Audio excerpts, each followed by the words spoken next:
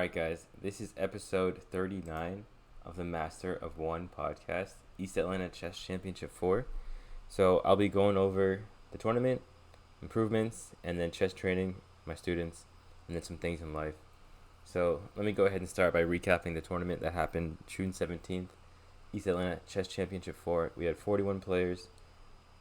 The winner of the championship section was Jonathan Hrach and Sankar Jonnalagadda.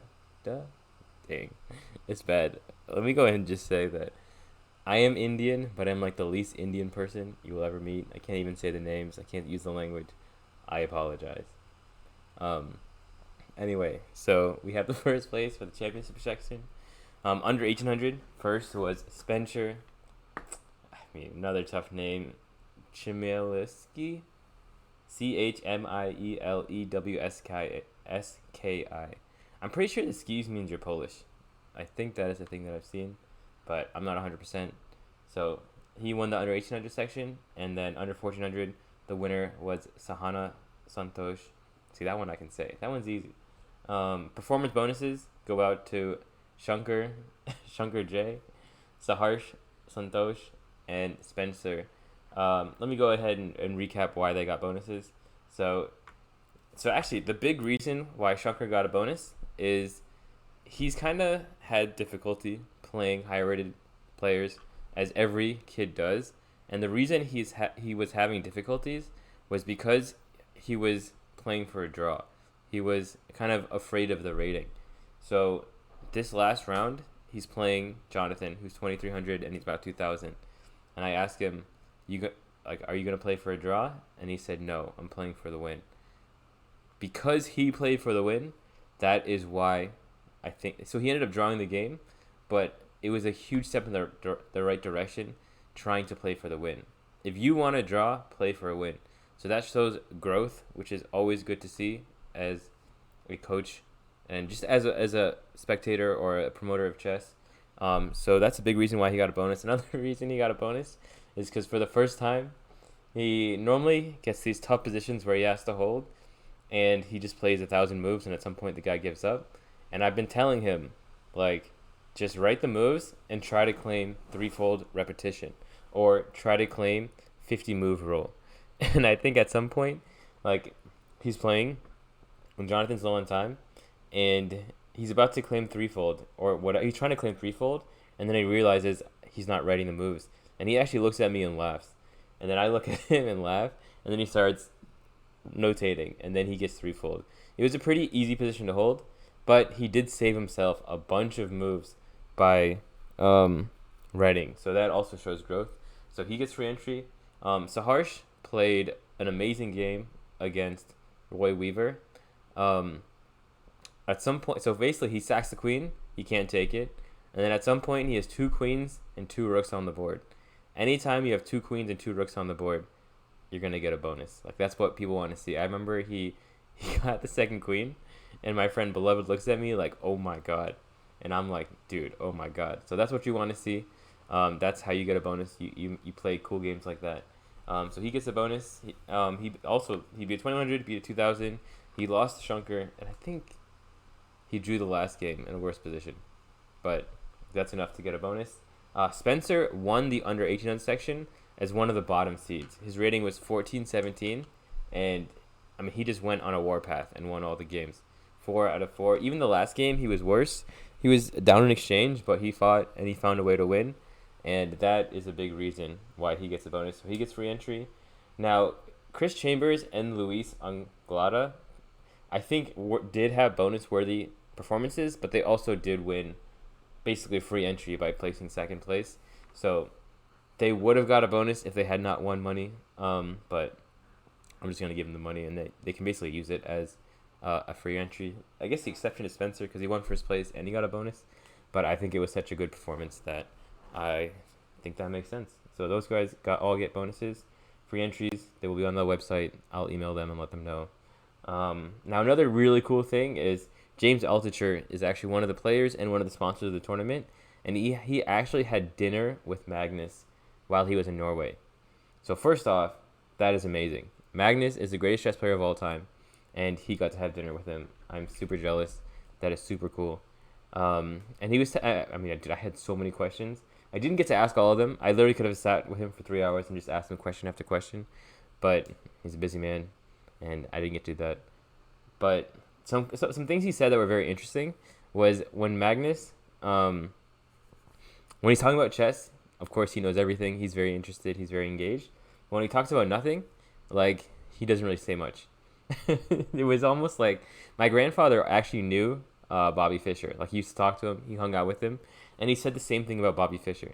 He was like, if it comes to chess, always take his advice. If it comes to anything else, the dude's crazy. Now I'm not saying Magnus is crazy. And I actually, at least it seemed to me from the outside that Magnus has a very cool and funny personality. He seems like he has a very good sense of humor. But based off the description that I got from the dinner with Magnus, it seems like he was kind of like aloof when it came to everything else, which I thought was very interesting. And once again, it is just so cool to know someone who literally had dinner with Magnus. Like one of my goals, like the way I look at life is you have life goals and then you have life bonuses. Things that like, I wasn't supposed to do this, but I ended up doing it, and that's a bonus. For me, like if I could beat Magnus in even a blitz game, but I mean, of course, a classical game would be amazing, but I don't know if that's ever going to happen. But a blitz game, I think, is possible, at least, and that would be like one of my life bonuses, like my version of hunting a T-Rex. For anyone that watched the movie The Lost World, there's this, the bald guy, and he knows the island's dangerous. He knows everything's dangerous. He's been on every safari. He's been on everything. But he goes to hunt a T-Rex because he was like, that is the best that life can get. Like that, if I can do that, I made it. And that is the same thing for me, beating Magnus. If I can beat Magnus, like, I made it. And I think David Goggins also said something very similar. Like, when I die, I want to like wake up in heaven or wake up whatever. And they were like, you weren't supposed to do this, but you did. So that is one of those things that I look at and I would think would be really cool. So kudos to James for having dinner with Magnus. Hopefully one day I can get there too. But right now we're just putting our head down and we train it.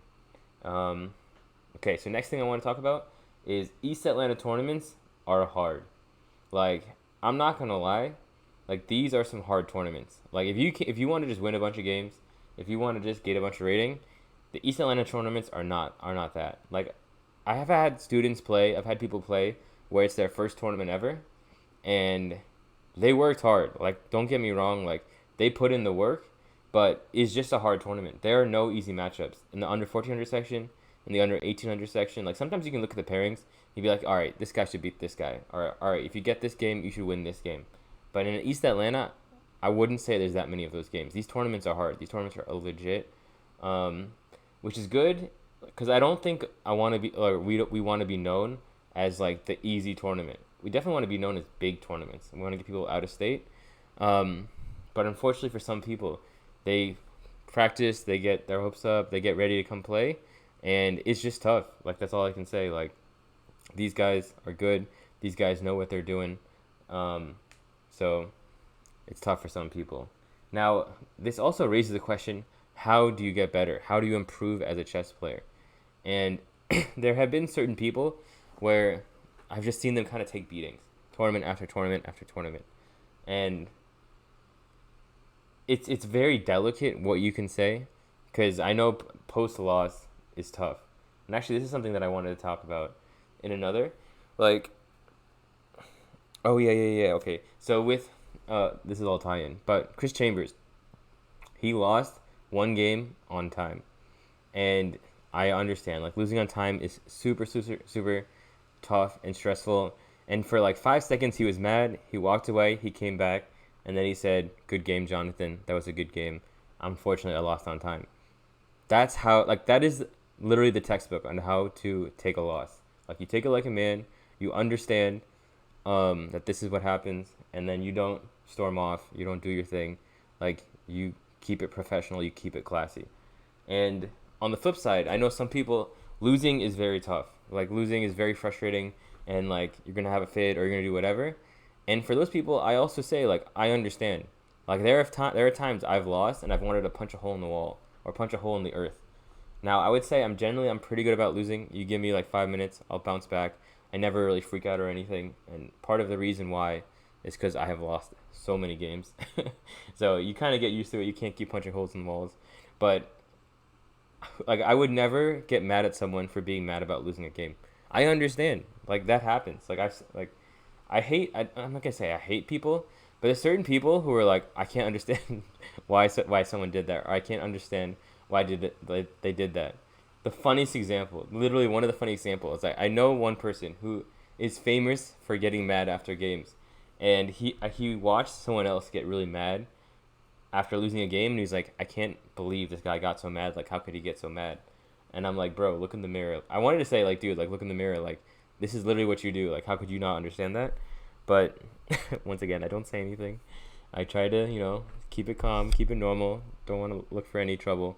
But yeah, like, I don't understand when people should understand and be, especially when they have that problem, like, you should be more understanding. But what I see is when people have a problem, they get mad at people for doing the same exact thing, which I think is kind of silly. So just be real, be kind, be honest, and just do your best, which is what I can say. So that was one thing I want to talk about before that I think is very important. The way just Chris Chambers took a tough loss. Because another thing about Chris is he has been playing so well at these tournaments. Like, this is another thing with, like, how hard East Atlanta tournaments are. Generally, the stigma is when you play older players, they're easier pairings. You should win these games. At East Atlanta, these older people are actually more dangerous. It's like these guys are outplaying their rating by so much. And I do think, like, why are they doing so well here? Because it's normally something you don't see. Normally you see the opposite. Now, of course, like, some older people do have a tough time as well.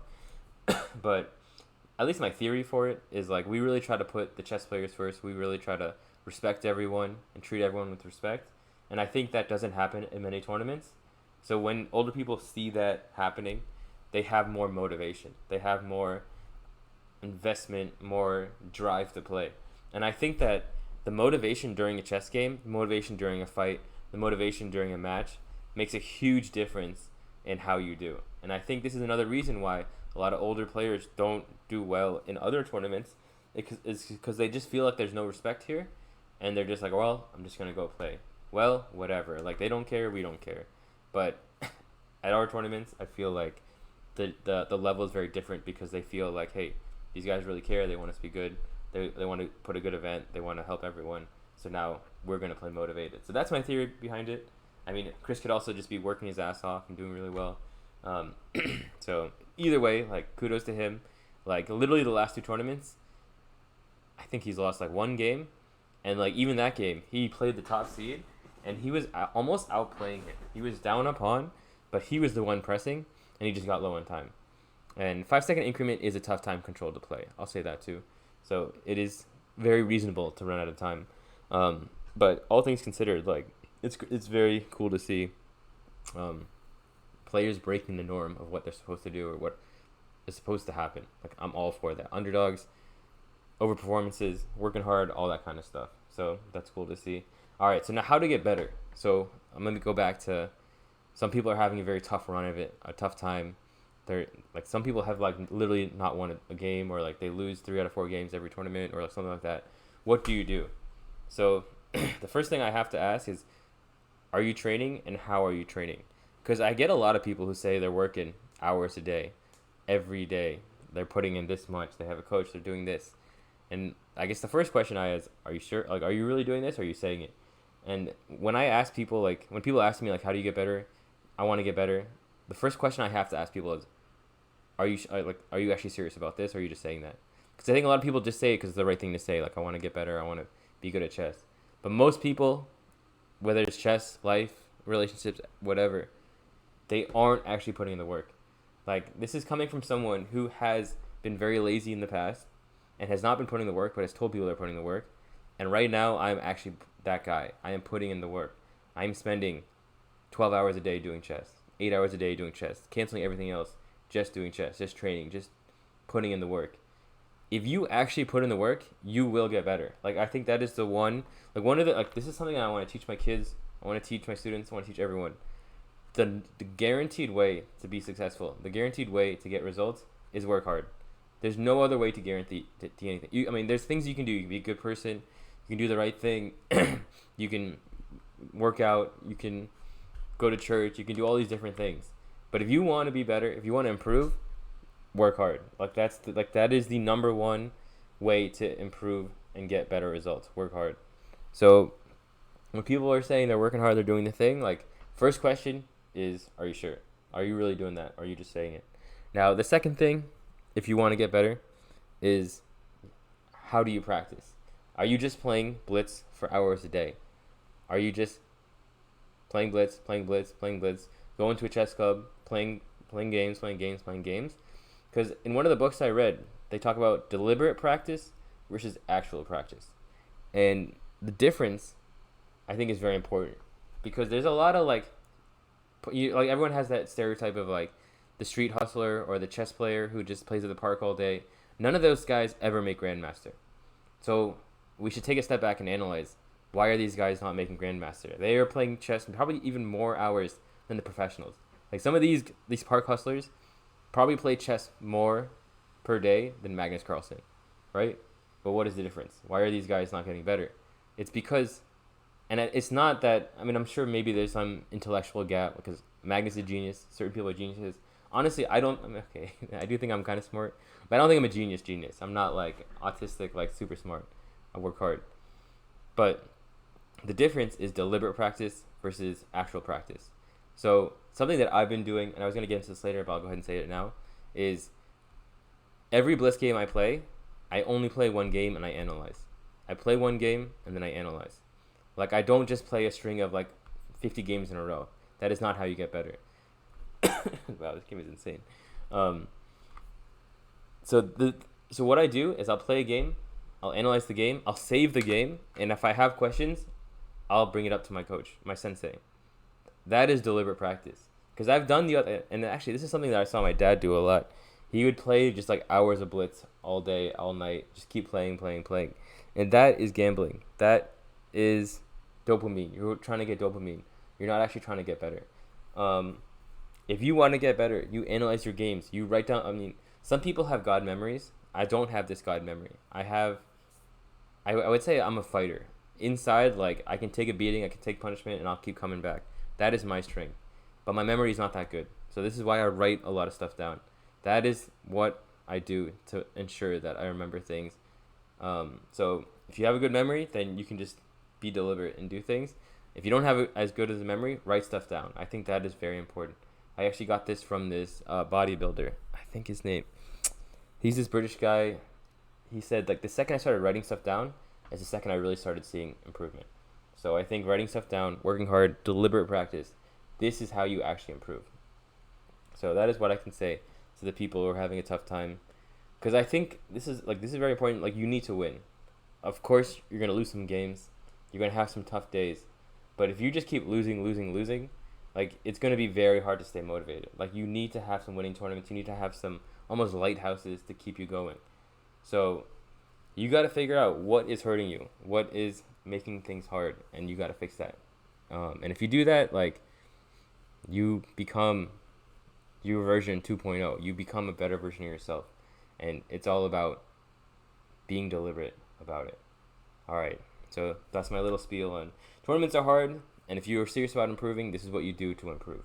Now, the next thing I was going to talk about is some of the nice moments from the tournament. So there were some really cool moments for sure. So this is actually one of my favorite moments from the tournament, from every tournament actually. It's after round 2. We have a lunch break, and we go have lunch. We come back, and like one of the best parts about coming back is everyone just hanging out. They're just having lunch, or all the kids are playing Blitz, or they're talking to each other, or hanging out, they're doing their thing, and everyone just seems like super happy.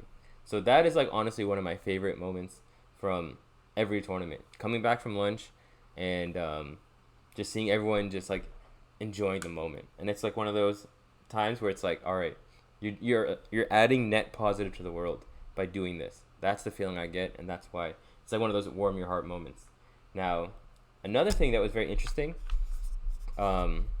is I had lunch with a bunch of the players, and Beloved started talking to me about how to improve the tournament. So first thing, beloved, are you listening? Because I know you listen to the podcast. So always going to shout out anyone who listens to the podcast. It's always great. When people tell me, like, hey, man, I listened to your podcast, I thought this was cool. Once again, it warms my heart. It's another one of the great moments of the tournament, or just the whole East Atlanta kind of, like, movement that we're trying to start. But, okay, so Beloved starts talking to me about how I can improve the tournament or things to think about. And, like, all of a sudden, I just get super, like, tunnel vision and focused. And, like, there's, like, side conversations. It all disappears, and I just literally lock in on, okay, we're talking about how to improve. What do you think? Like, how do we improve this? And this, I think, is, like, I don't have kids yet, but I think this is how parents feel when they have kids. Like, basically, East Atlanta right now, these tournaments, this is my child. This is my baby. This is what I want to be successful. So when you start helping me get better, telling me, like, this is what I think could help, or at least, like, even just talking about it, like, I get that tunnel vision that I think parents get. Because I always, like, dude, parents get crazy when kids are involved. Like, they don't listen to anything. They start going wild. They do, like, like mama bear kind of mentality. And this is kind of like the first time I kind of saw it with myself. I would say, like, when I like a girl, too, I can get this tunnel vision. Not, like, tunnel vision, but just this hyper focus of, like, you are the number one thing that matters in my life right now. Like, I'm totally locked in. Like, if I like a girl and we're in dinner and there's, like, let's say a bunch of girls around, you are the only person I see. Like, I am totally locked in this conversation and being with you and making you happy. And when people talk about the tournament and improving it, I get that same feeling. And I think one day when I have kids and people are telling me, like, this is what you could do to help your kid improve, this is what you could do or I see someone helping my kid improve, it's the same feeling. Like, I will be 100% dialed in and locked in and, like, yo, I'm listening to what you're saying. So shout out to Beloved. Shout out to, it's my first time seeing this, which is a kind of a cool idea. And also, he actually spotted me for dinner. Not spotted me. Like, I could pay for dinner. But he's like, dude, lunch is on me. And then if you take care of me, I take care of you. So then I was like, he got the check. He paid for lunch. And I was like, yo, I got the tip. Like, I don't just take free handouts. If you take care of me, I take care of you. And this is the way I think the tournament should run. It's that way I think everything should run. Never just keep taking free stuff. Like, when we have sponsors, it's the same idea. You take care of me, I will take care of you. Like, if you give us money, I need to find out how to give you value. If you pay for my lunch, I need to find out how to not, like, pay you back, because I know you're doing something nice for me, but at least, like, I need to do something nice for you now, because that's just how it is. That's how it should be. Because if you just keep taking free stuff, and this is something that I have done in the past, not purposely, but, like, people are just nice to me, and I'm like, oh, cool, oh, cool, oh, cool. And then all of a sudden, it's like, I don't know, it almost, like, runs out. They're like, well, I can't keep giving this guy free stuff. So, you take care of me, I take care of you. I think it's a very important philosophy to have. Now, another super nice moment or funny moment. So this kid is playing, right? So he's actually one of my students, and he basically has to hold this tough rook and pawn endgame. It was two pieces versus a rook. He had the two pieces. It got crazy. He had, like, 10 seconds left for, like, maybe 50 moves, right? So he does a great job defending. He survives, and he gets rook versus rook with about he's been playing fast, and now he has, like, maybe a minute left on his clock. So so he finds the move that forces the rook trade. Okay, so king and rook versus king and rook. He finds the move that forces the rook trade, and after this, it would be a draw because it's king versus king. So he plays the move, and then he starts, like, dancing, being happy, getting up, walking around, and he forgets to hit his clock. Okay, so his time's running. He had a minute. Now he has 40 seconds. Now he has 30 seconds. And all he has to do is hit the clock, and it's a forced draw. Because now it's just king versus king. And I literally just can't watch. I think I tell Carter, like, dude, he's going to lose on time. Like, I've seen this before. He forgot to hit his clock. He's getting too excited. I just had to walk away. And then I hear the sound of he hits the clock. And he hits it like, oh my God, what almost happened? So it was very nice to see him survive that game.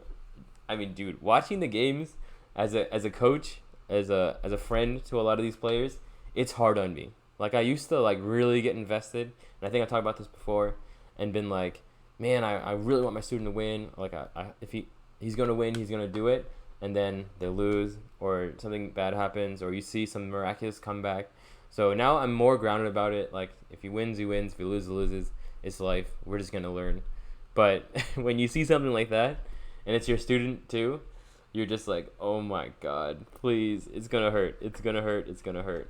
And something that I will also say is I have someone at the tournament who knows my students, who my students are, and sometimes they lose, and he likes to tell me that they lost. But he also has someone that he's rooting for, and let's just say they lose a lot of times. So when he tells me that my student lose, like, it's kind of like Dana White. Like, if you swing at me, I'm not going to swing at you, but I ain't going to just take it. I'm not just going to sit down and be like, well, tough. Nah, so basically, when he said this about my student, I was like, well, dude, your boy just got railed. And it hurt. I could tell the pain in his face or the pain in his reaction. And I'm like, well, bro, if you're going to throw some punches, you're going to get punched back. So, I mean, that's just how it works. And that's something that I was thinking about during the tournament. And dude, like, he swung and he got hit. So that's just how it is. But I'm very happy that this kid almost flagged, but he miraculously remembered and hit his clock.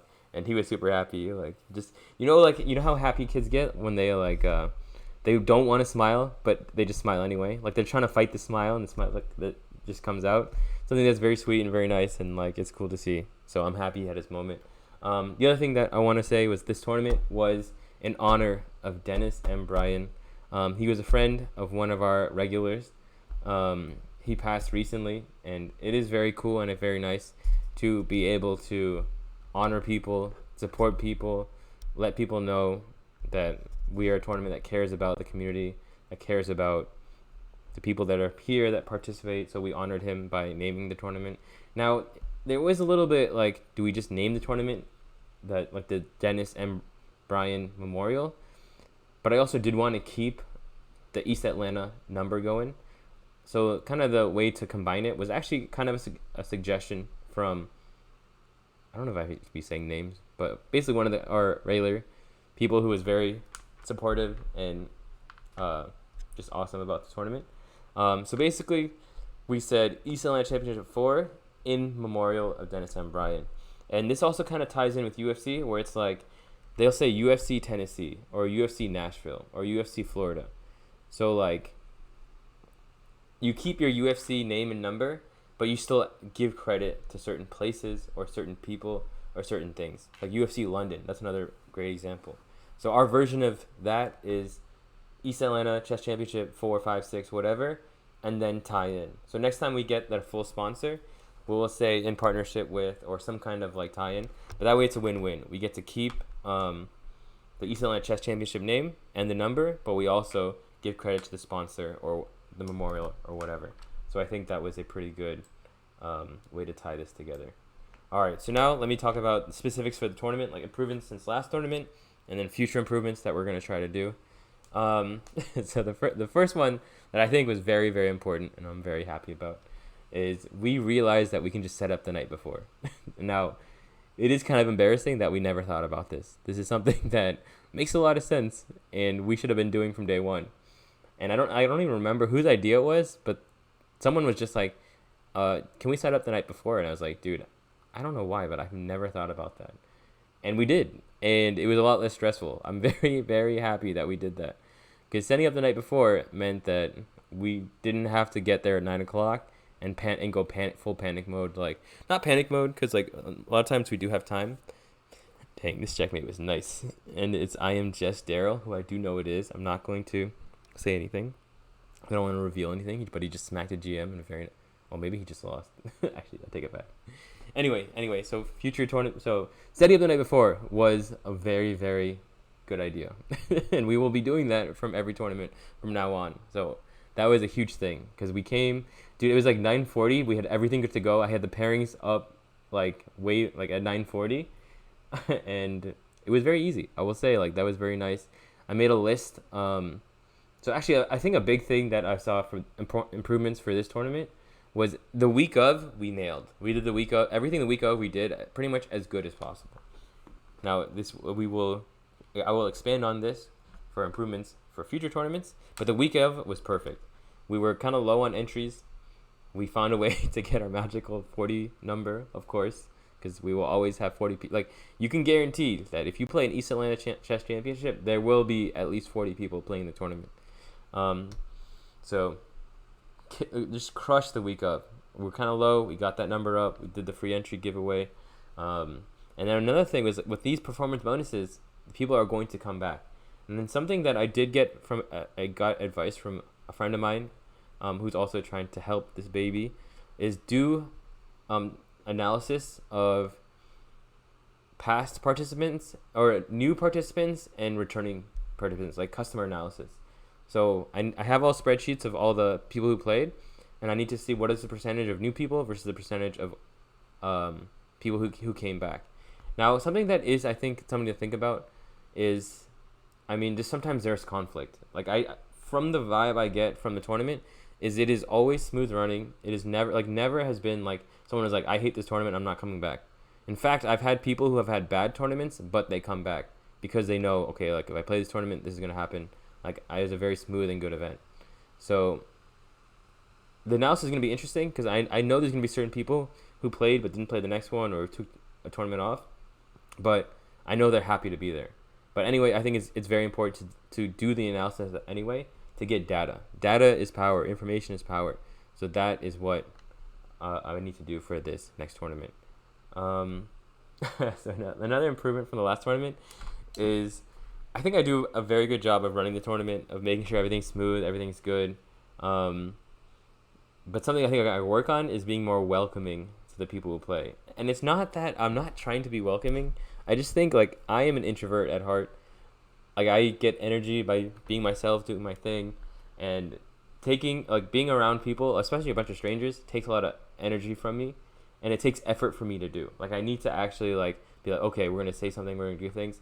But there were basically a couple moments in the tournament where generally someone said something, I said something back, and I would just, like, go back to work or put my head down. But I was like, okay, we're going to be more welcoming. I'm going to have a follow-up question. I'm going to say something follow-up. Like, I'm pretty good about, like, complimenting people who, like, do something great or deserve a compliment. But there were a couple of moments throughout the tournament where it's like, all right, let me just, continue the conversation a little bit more, smile and wave a little bit more.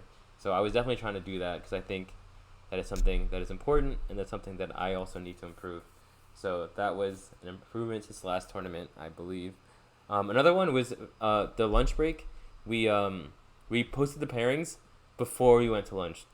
So there's no pressure of, like, oh man, we got to get our food and we got to come back and, like, we got to make sure the pairings are done. And I think one of the kids was like, oh my God, the pairings are already up? And this is why, once again, kids are hilarious. I love kids. They're funny. They just, like, they don't hide emotion. Whatever they feel, whatever they're thinking, they will let you know. As people get older and older, they get better at, like, being more reserved or, like, not showing what they're feeling. But kids are just, whatever it is, they say it. Whatever's on their mind, they're going to say it, which I think is funny to see, especially since I deal with kids on a very regular basis by teaching so much, by doing all this kind of stuff. So anyway, that was an improvement since the last tournament. So now future improvements. So I think the week of was great, but the month of was not. Well, I mean, it wasn't bad because we did our thing, but I think that's where the improvement is going to happen, where we need to really improve what's happening. So what I'm thinking is I need to make a timeline, or we need to make a timeline of when are we going to do everything, what are we going to do, and how are we going to do it. So one thing that I see is, like, I'll be like, oh man, I have to write an email.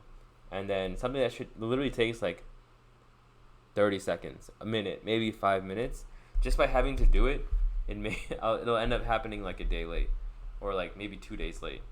So what I'm going to do is basically pre-write, like when we plan a tournament, pre-write all, like just spend an hour, write all the emails, schedule everything, 1 week out, 2 weeks out, 3 weeks out, have a timeline for everything, because we kind of have a formula. So all I have to do is just do it all before, and then just boom, send, boom, send, boom, send, and then it's good to go. So that is one thing that I'm going to definitely do. Now our next tournament is going to be about 2 months from now. So we do have a lot of time. We do have um, a lot of planning that we can do. So that is definitely going to help. And we have been going pretty balls to the wall, boom, boom, boom, back to back, back to back, back to back. So it is nice to have a little bit of a break. And then also, like, I'll be playing chess, so I'll be focusing on that. I'm really excited for that. And I'll get into that when I talk about chess training. But I think that is going to be the improvements that we have to work on. Not the week of. The week of, I think we really got it down.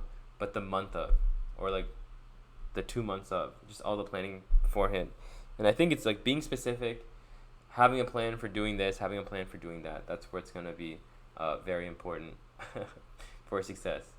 Now, another improvement that we're going to go for is probably going for, the next one's going to be 2 days. Like, so I've been, so generally I wouldn't say I'm a very patient person. Like, when I want something, I go get it. So I've done tournaments in the past. I've run like chess organizations in the past, and I've just been like, go, go, go, go, go. So this one, like, I've been really like, take your time, do things right, and slowly progress to the next level. So the next progression is going to be to do a 2-day tournament. Now, I don't like, at least in my head, it's not going to be, we do a 2-day tournament and now every tournament is 2 days. I think we take our time off, we do a big 2-day tournament, we get our sponsors, we get people involved, we do our thing, and then we do a 1-day tournament the next month. We try to basically plan 2-day tournaments, like maybe 4 a year, and that's going to be for the next year. And then after we kind of do that, then we start growing to 3-day or 5-day tournaments. So it's hard because you get excited and you want to like just go, go, go. You know, like, I want to have Grandmasters here. I want Magnus to play here. But something you learn from chess and something you learn from just life and getting older is you can't just jump to where you want to be in 5 years. You have to work 5 years and get there. So I do think the right step, we've done 4 tournaments. The next one we can step up and go to a 2-day tournament. I think that timeline makes sense. So that's going to be another big thing that we're going to do. We're going to have time, we're going to have sponsors, we're going to do our thing. So another improvement that we need to do is the karaoke, the after party, and the lunch. So we had a sponsor who wanted us to do an after party. Now, you have to realize these are chess players. Most of these guys don't do after parties. Like, and it's just like, it puts pressure on us to have to get people there. And it's like, I mean, I can tell people to come, I can post it. And I think something important is, and this is part of the month of, if we're going to do an after party or some kind of event after, we need to have a plan, we need to do flyers, and we need to let people know, like a Facebook event. Because I think, like, I do have a lot of people on Facebook and Instagram. Like, if I post it with time in advance, then we can actually make it successful. But, like, if we just tell people the day of, like, hey, can you do this? There's no guarantee. Sometimes, and it also, it feels bad when people don't actually show up. Because now it's like, oh, man, they gave us this money, they want us to do this, and we didn't come through. Or we didn't give them enough of what they wanted. And we did go to karaoke. I did do karaoke. Honestly, like, not to brag or anything, but I think I did a pretty good job. I was the only person of the chess players to sing. I sang Boulevard Broken Dreams. The whole bar was into it. Like, it was kind of like, you know, whatever, people were singing. And, like, the guys before, not to brag, like, but I don't think they had a good song selection. I've done karaoke multiple times now, so I kind of know what songs are good. You read the crowd, you know what kind of song they like. It was a perfect Boulevard Broken Dreams crowd.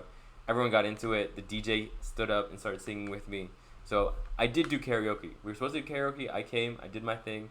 And we did what we said we were going to do. But the problem was, I feel like they wanted like 10, 20 people. And we had like a group of 5. So something that we need to improve for sure. And something that we need to work on. And I think that goes with the planning. Lunch. I mean, I think maybe like 10 to 15 people from the tournament ate lunch at Elder Tree, which is good, but once again, I want to do more. Like, they gave us a decent amount of money. Like, I always want, like I said, if you take care of me, I'll take care of you.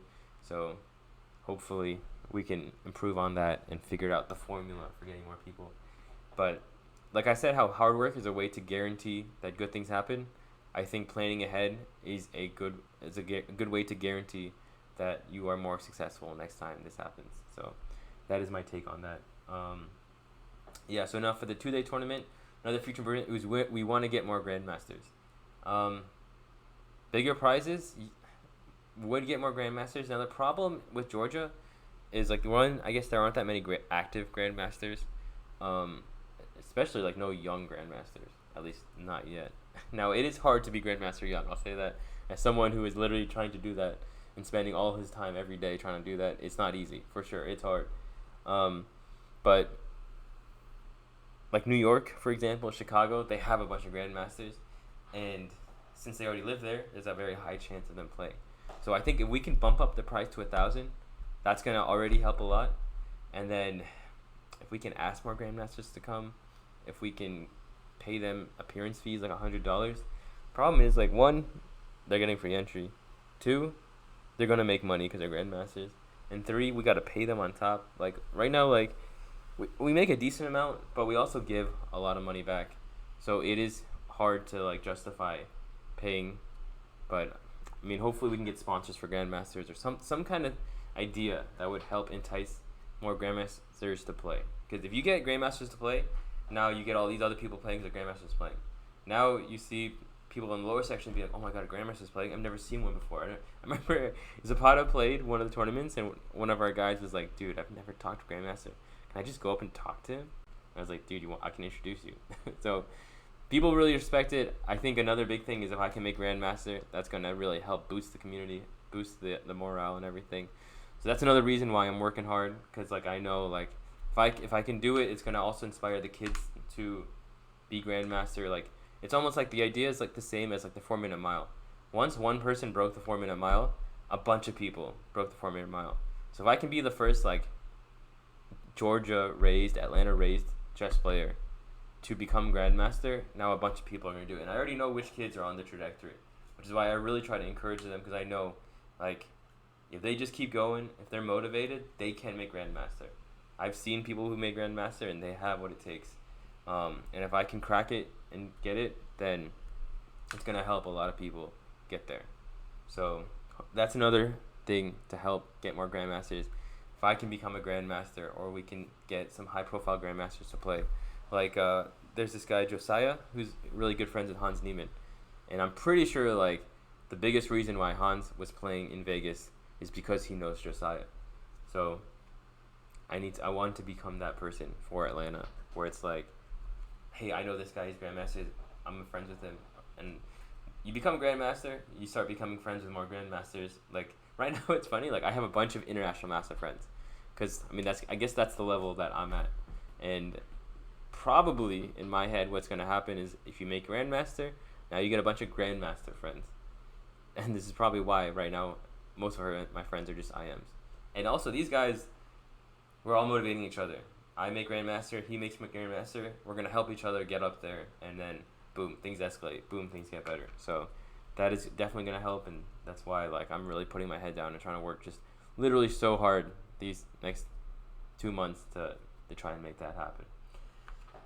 Wednesdays are another thing that we need to improve. Right now, Wednesday barely has a heartbeat. It's beaten faintly, I will say. But we need to figure out some kind of way to improve Wednesdays.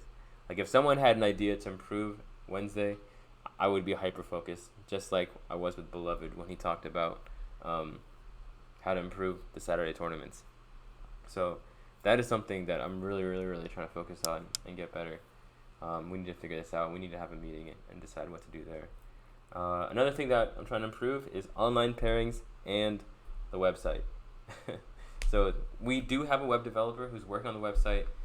I was hoping it'd be ready for today, or not today, but the last tournament. But I mean, making a website is hard. I understand, like it's gonna take time.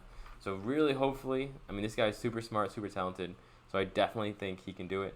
So hopefully by the next tournament, I think early September, we can have an actual website, and that's gonna also bump up everything, make everything look more professional. So that's another thing. Now, Carter. So I'm going to be in Europe basically I'm going to be like playing chess every weekend for the next 2 month and a half.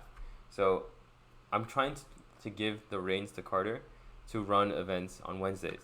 Now, do I think he's ready for a whole Saturday? I don't think so yet. I definitely think he's going to get there, and I need to give him more responsibility so that he can work there. But if it's like if you just throw like let's say like someone's 1800 and you put in the open section, like it's too much too fast. Like I don't know, they're not like an 1800 is not ready to be Grandmasters yet. So I think the right thing to do is to start Wednesdays, do it, improve it, get better, and then we'll keep bumping up.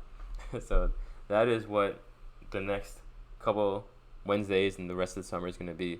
Carter's kind of like tournament TD training to get ready for running his own Saturdays. Because like this is something that I definitely have on my mind is like I miss stand-up comedy. I love stand-up comedy. I like boxing. I like doing jiu-jitsu. I honestly like when in my head I was like, okay, I make GM, then I can stop playing chess. I can focus on this. But I'm gonna talk about this a bit later. But I have been loving chess so much. Like chess training has been literally amazing. Wow, I've gone 45 minutes on this. But chess training has been so amazing that I might even like if I make Grandmaster, I might just keep playing chess and studying chess. It's so much fun. It's really cool. So I want to be able to train people to do this because that's the goal. You will basically want to leave behind a legacy.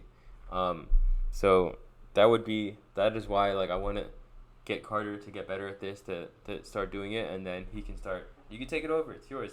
Give me 10%, and I'll focus on other things. And I'll of course I'll always be here to help Atlanta till I die.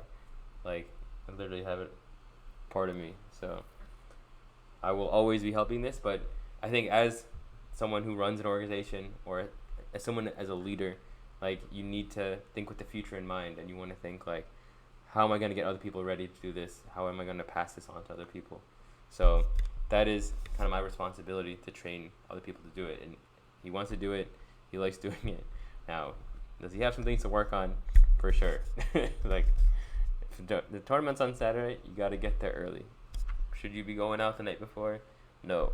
And I think what hurts the most is I used to do that. When I was running tournaments at Georgia Tech, I literally would be going out the night before. I'd be waking up 10 minutes, 30 minutes before the event started, getting there early or getting there like just on time or getting there late. And I've learned as you get older, you can't be doing that. You got to take this, you got to be professional. That is very, very important. So as someone who's not been professional, it's almost my duty to help cut the learning curve and get you there faster. So that is something that I'm definitely going to be working on.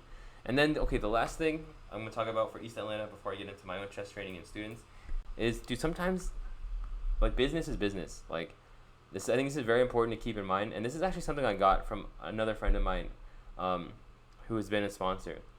It's like when you're doing business, you keep it professional. Like, if something, like, your friends first and, like, just don't take things personally. He was talking about how he does some deals with people, and sometimes like if you get mad, it totally compromises everything you say or do. So basically, all you got to do when it comes to business, and I don't want to oversimplify it, is like do what's best, do the right thing, and if there's a disagreement, just say that. Be specific. Like, okay, the big thing that kind of, I guess, came up for this tournament was we have a friend who is also a photographer, and it's already weird, but anyway, so basically he gave us a number. We said that with the way we're running and our revenue, that just wouldn't make sense. And as long as you say like, hey, that doesn't make sense, like you're still my homie. We still want to do stuff. Like, if it doesn't make sense, we're not going to do it. That's it. Boom.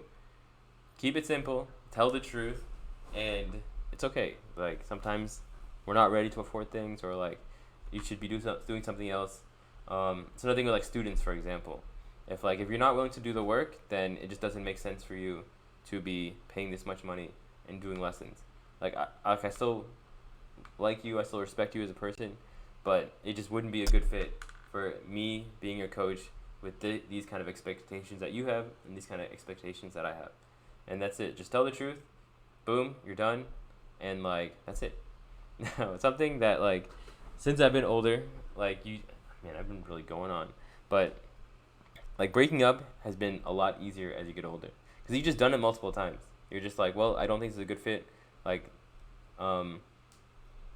you're doing this, I'm doing this. Like, it's not gonna make sense. So I don't think we should do this. Like in like your first breakup, you're just like, no, please don't do this. Like, I can't believe it. Oh my God, whatever. And then as you get older, you're just like, well, I just don't think this makes sense. I'm sorry. And we're like, we should go our separate ways. We can still be friends, whatever. So business, relationships, like the biggest advice I can give anyone is tell the truth. The truth is the best way to just make things not complicated. When you start trying to hide things or doing things or like saying this or like you really want this but you say this instead, like that's when things get squirrely, that's when things get complicated, that's when people get hurt. Just tell the truth, be objective, and I don't know, do what you got to do. So that is the last thing that I'm going to say for the East Atlanta Chess Championship 4 recap. And then I'm going to go into my own chess training and then the things I saw with my students this week. So I know it's a long-winded kind of summary and a bunch of different things, but hope you guys enjoyed that part. On to the next one. All right, so this is the chess training section of the podcast. This is where I'm going to talk about what I've been doing for my chess training. So first thing that I want to start by talking about is the tie-in to jiu-jitsu. So anyone who knows jiu-jitsu knows about Gordon Ryan and his coach, John Danaher. So Gordon Ryan is like the Magnus Carlsen of jiu-jitsu. He's the best ever. He's still young. No one can really touch him. He basically says, I'm going to beat you this way, and he beats them this way. And his coach is John Danaher. So John is a college professor, or was a college professor, philosophy professor, I think at Columbia, some big university. And basically he really got into jiu-jitsu, and he looks at it from an educational standpoint. He's very good at teaching because he is a teacher at heart. And I was watching some interviews, because of course that's what I do to learn about things. And he was saying about Gordon, what makes Gordon so special is Gordon can sit there and learn, and he can basically put in like infinite hours, like a lot of time. And that's why Gordon is so good. He actually takes 0 days off. He trains 365 days a year. And I'm not sure if I'm going to do that much, but the idea that I'm kind of going for is my sensei Richard can teach chess at an educational, very professional level because he was a teacher. And there's actually times during our training sessions where we've been doing chess for like 3-4 hours and he's like, are you tired? And every time he says, are you tired? Because sometimes I am tired. Like we've been analyzing, like we basically looked at Fischer versus Hrach, 1961 for 3 hours today. One game, and I don't even know if we got halfway through. There were so many things to look at, and basically every 5 seconds we're like, oh my God, what is this? Like, this is crazy. And at some point you do get tired and you kind of like go through the motions, or you're missing like really silly ideas, really silly tactics. And he'll ask me, are you tired? And every time he asks me, am I tired? I think about this interview where he's like, where they say, like, John says, what makes Gordon so special is he can put in so many hours. And I do have the stamina for it. And of course, studying a position for 3 hours in a row is hard. But every time he says, are you tired? I get motivated to focus and not make an excuse and be like, I'm tired. So that is kind of the way that I've been looking at what we're doing. We're kind of training, putting a lot of hours in, and this knowing about Gordon Ryan and Danaher really motivates me to put in more hours. And I think what makes me maybe my superpower in chess is I have a very large appetite. I can sit there for a long time and I can keep fighting, keep training, keep thinking. Probably part of it is why like when it comes to fighting or jiu-jitsu, like cardio is my strength. I can last a long time. Like when I was training martial arts, I would do a boxing class, I would work out, I'd do a kickboxing class, I'd work out, and then I'd do like an hour of jiu-jitsu. And basically you get a couple breaks here and there and you just keep going. And I know some people can barely do one class, but their strength is they have God-given power. I don't have this God-given power, but I have this God-given cardio, and that's kind of what I use in chess and why I think I'm such a good fighter when it comes to surviving these tough positions. So we've been doing a lot of hours this past week, these past couple weeks. This past week, I put in 10 hours. It was like 4 hours, 3 hours, 2 hours, 1 hour, 4 different days. I think I had to miss a day because I had to run the tournament and everything. But the hours are great. And like originally, and I still don't know what I guess the verdict is here, but originally when I was like really training chess and like I'm going to make Grandmaster, I was like, I think I already talked about this earlier, but I was like, I'm going to make Grandmaster and then I'm going to be done. And then I can train the other people. But training has been so fun, and like I've been enjoying it so much. Like Grandmaster might just be the beginning to playing more and more chess. Like, if we keep going at this pace, like, I can do it for at least 5 or 6 more years, and I think that I can get very, very good with 5 or 6 more years of this. So that is my mentality right now. Just put in the hours. Don't worry about, are you tired? Just man up, focus. We took a couple blitz breaks today, which was really nice too. And then just get back to work. And I think putting in those hours is the best way to get better. Like, I think we were talking about this today as well. Like, or maybe I was telling someone else this, but the secret or the guaranteed way to be successful, the guaranteed way to be good at basketball, football, business, chess, jiu-jitsu, is you have to put in so many hours. Now, there is working smart and there's working hard. They are slightly different things, but putting in the hours is the guaranteed way to be successful, in my opinion. It's just about how many hours can you put in. If you put in this many hours, you will have this much success. So I have internalized that. I have really been trying to put in those hours to help improve and get ready for this big summer coming up. Okay, so another thing that I've learned from chess training this week is trusting your coach. And this is like something interesting because like I've had students and I've had good students and I've had bad students, and then I've been a student, and I can really see that like what makes, I think, a student good or better or willing to, or being teachable. So I've had a couple students who like they refuse to play the openings I teach them. Now sometimes they could have a good reason. They could maybe do something that is okay and they can do that anyway. But I think that trusting your coach is very important, and something that I witnessed in Chicago was every game or every opening that I followed that my teacher gave me, I got a good position. I had a good game. And every game that I didn't follow what my sensei taught me, I had to fight from a losing position. So basically, at this point, I am just all in. Whatever he says, I will do. I'm going to be a good student, and I'm going to put in the work. And then that makes like teaching chess, I guess, kind of harder because I understand different people have different expectations. Like, not everyone is trying to be Grandmaster. Some people just want to play for fun. Some people just want to slowly get better. Now, personally, I want to teach the kids who have real Grandmaster aspirations, who are willing to put in the time. So that's kind of where, like, I guess the disconnect happens. And I guess it's okay. As long as you're putting in a bare minimum, I think that's okay. But if you're not putting in the bare minimum, don't expect, like, certain results. It's not going to happen if you put in this amount of time. Like, you're going to have to at least do 3 days a week. And what I always tell kids is, like, they play soccer, they play basketball, they do swimming. And I ask them, how many days a week are you swimming or practicing? And they'll say, like, 5 days, 30 minutes, 5 days, an hour, 5 days, 2 hours sometimes for certain sports. And I'm like, well, if you want to be good at chess, you should be putting in the same amount of time as you are in other sports. Because those guys most of them are not going to become professional soccer players or professional basketball players, but they're putting in that much work for those things. So you should have that mentality for everything. Like, if I'm going to do this, I'm going to put in this much amount of work. Another thing is, like, if you're spending this much money, like, I don't know how much soccer costs or, like, the other sports cost, but if you're paying $60 a week for chess lessons or something along those lines, you need to be, like, I don't want to waste your parents' time or your time and money.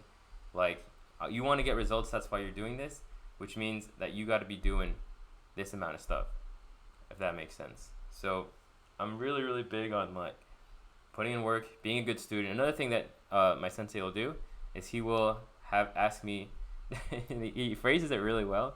He's like, he gave me a bunch of videos to watch from Roman Gingiashvili, the gingerbread man, in our slang way, which I will get into slang real quick or in a bit. But these videos to watch so I can have better ideas in the opening. And he always said, he doesn't tell me to watch it. He's like, man, I need you to teach me this. And every time he says that, like the night before, it's like, I think there was one night, it was 12 o'clock, and I finished a bunch of other stuff, but I still had to watch the videos, and I had to do my personal chess training of playing games and analyzing. And every time I was like, should I do this? Should I push it off till tomorrow? I thought about the words like, man, you got to teach me this. And it makes me feel like I'm responsible. Like, I'm doing this so that we both can improve. It's not just like, hey, do this and because you need to. So I think that day I sat for 2-3 hours. I just sat there, and then I watched all the videos, put in all the lines in chess base, and made a file for everything. And then after that, I was like, should I do my chess training? And since I have big goals, like I need to play my games so I can practice what we learned. Because another thing is, like, I don't have this God memory. Like, my memory is decent. My memory is, like, I'm not going to say it's bad. It's pretty good. But some other people are blessed with amazing memories. Like, I have one student who's, like, what is he? 12, 13. And we used to do this night game where it's, like, you have to memorize the pattern that a knight goes. And this guy could go to, like, 23 moves where he would just recite the pattern verbatim of what we went over. I don't have that memories, which is why I write down a lot of things. Writing things down is my way of making up and compensating for my not as good memory. So the other thing that goes with writing is I need to practice. I need to play games. The more games I play, the more knowledge I'm gonna have. The more I'm gonna be ready over the board to go over or to play the right moves. Repetition for me is very important to help my memory. And remember, I am practicing with a goal in mind. I want to get good. So that means I got to play more games. That's why I think, what is it, 2:30 a.m. or 3 a.m. I was like, all right, I finished the video. Now it's time to do my training. So I've been asking my students, what I require them per week is to play 3 games, 10 puzzles, and 2 puzzle rush 3 times a week. So basically I got to play 9 games, do 6 puzzle rush, and 30 puzzles. What I'm doing is I'm doing 10 games, 10 puzzles, and then 2 puzzle storms, just to keep the reflexes good. Now let me get into habit stacking. So I didn't quite realize this is habit stacking until I talked to my friend about it. The idea of habit stacking is from the book Atomic Habits, which he did recommend to me, and is definitely helped. Reading is amazing. Reading is how you get better, for sure. It's how you learn and become a better person, I would say. So the idea of habit stacking is you do one thing, so you do one habit, and then right after you do that habit, you do another habit. And right after you do that habit, you do another habit. So let me give you guys an example of what I do for my chess training. So I will play a game. I will analyze the game immediately after.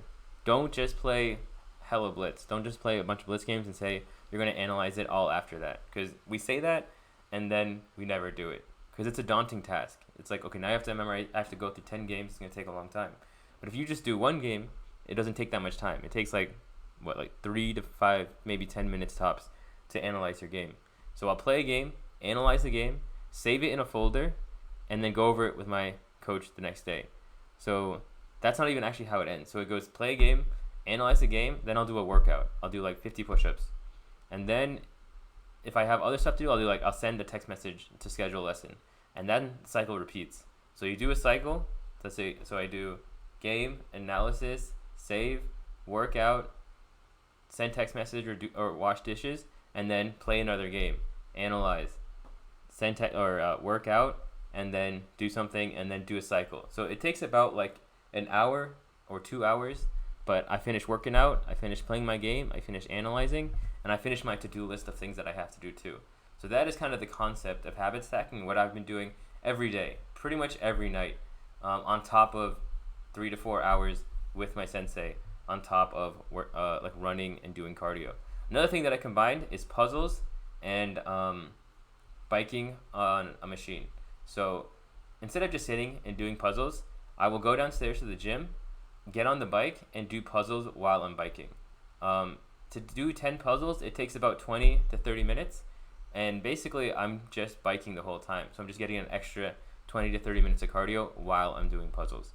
Now, you would think, are the puzzles easier or harder? From what I've seen, because I've also been writing everything down and tracking everything. I have a spreadsheet for all my working out. I have a spreadsheet for all my my chess training.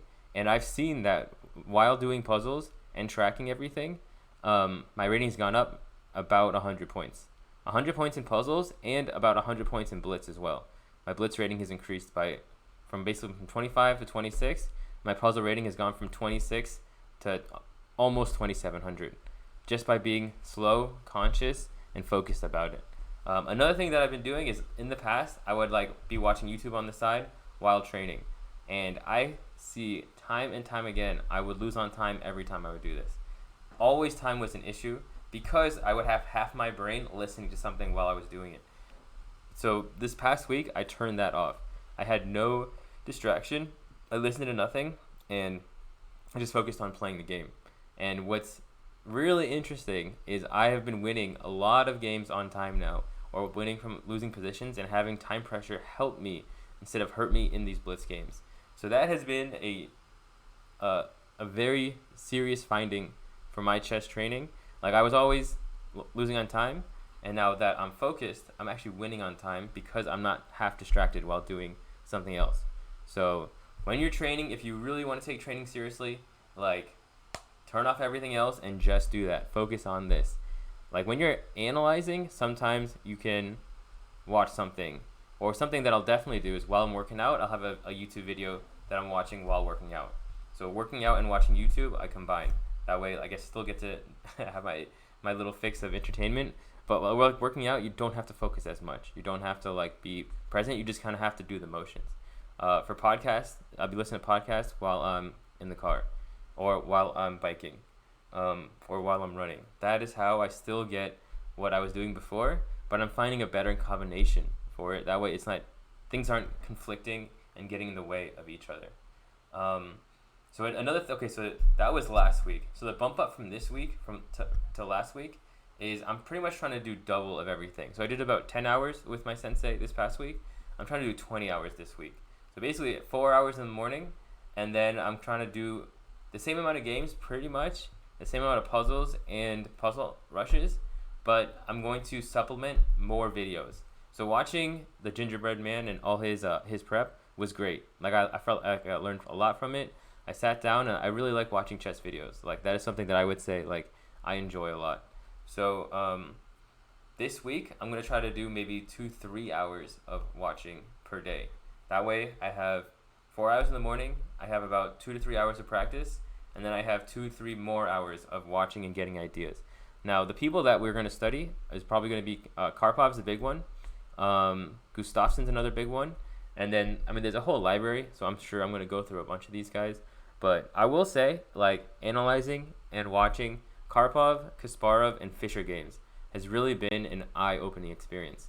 Like, these guys play at such an insane high level and high pace where it's like you could spend 3 hours analyzing a game and only get, like, halfway done. That's how intricate these guys play, and also how important the details in their games are. So that has been a very eye-opening experience. Something that, once again, I've really enjoyed. Getting into the technical aspect of it has helped me improve for sure.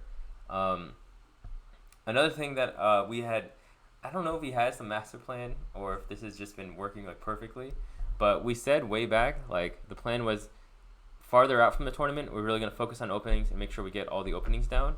And as we get closer to the tournament, we're going to focus on playing and analyzing and actually getting repetitions in these variations, or learning how to analyze and just get better at chess. So this past week and this week right now, it's been a lot of game study, a lot of game analysis.